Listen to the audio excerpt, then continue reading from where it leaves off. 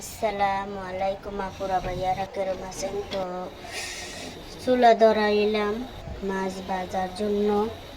তো মনে করেন কাতলা মাছ দিয়া রান্না করব আজকে। আপনার ভাইয়ে টাটকা বড় একটা কাতলা মাছ আনছে, তো ভাবলাম যে কাতলা মাছ ভেজে নিই। ভালোভাবে ভেজে সুন্দর করে লাল করে ভেজে তার বাদে রান্না করব।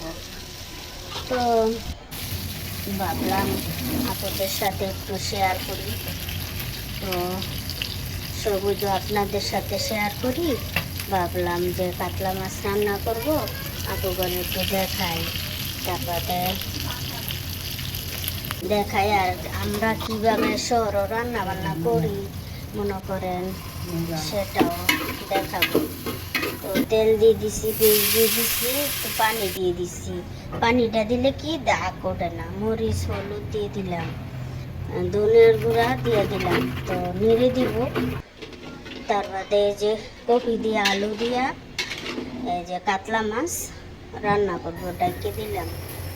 তো আবারও নেড়ে দিব ভালোভাবে, একদম নেড়ে চেড়ে পানি দিয়ে দিলাম। তো পানি দিয়ে দিলাম, এখন মাছটি দিয়ে দিব, বিছাইয়া দিয়ে দিব মাছটি। তো আপনারা কিভাবে কপি দিয়ে রান্না করেন না অন্যভাবে রান্না করেন কমেন্টসে দেখায়েন আপনারা। তো আমার ভিডিও যারা দেখেন, আমার যে ভালোবাসেন, তারা একটু আমার একটু হেল্প করেন, ফলো দিয়েন। তো ভিডিওটা কেমন লাগলো